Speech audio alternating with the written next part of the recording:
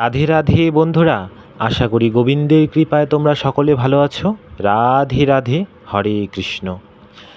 আজ একাদশী, সকলকে জানাই একাদশীর অনেক অনেক শুভেচ্ছা ও ভালোবাসা। রাধে রাধে।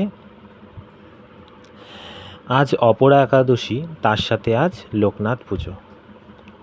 তাই গোপালকে সকাল সকাল ঘুম থেকে তুলিয়ে স্নান করিয়ে নেব। রাধে রাধে।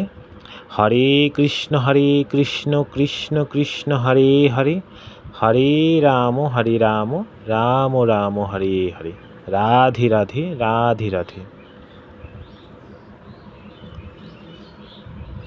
গোপালের স্নান হয়ে গেল, গোপালকে মুছিয়ে বসিয়ে দিয়েছি। এরপর গোপালকে তৈরি করে নেব। নানা রকম ফুল দিয়ে গোপালকে সাজিয়ে নিয়েছি।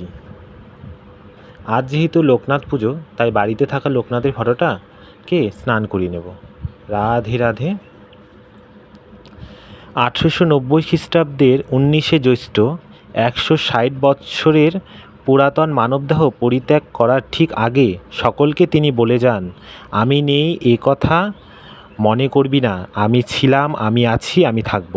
শুধু সুখের সময় নয়, রণে বনে জলে জঙ্গলে যখনই বিপদে পড়িবে আমাকে স্মরণ করিও, আমিই রক্ষা করিব। এই চিরসত্য বাণী আজ সাধারণ মানুষের অভয় মন্ত্র।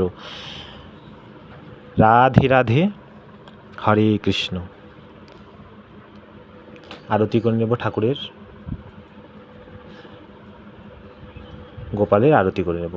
হরে কৃষ্ণ কৃষ্ণ কৃষ্ণ হরে হরে, হরে রাম রাম রাম হরে হরে। রাধে রাধে। পুজোর শেষে একাদশী মাহাত্ম্য পাঠ করব। রাধে রাধে। এরপর গীতা পাঠ করে পুজো সমাপ্ত করব। রাধে রাধে। রাধারানীর কৃপা হোক তোমাদের ওপর। হরে কৃষ্ণ। ভালো থেকো।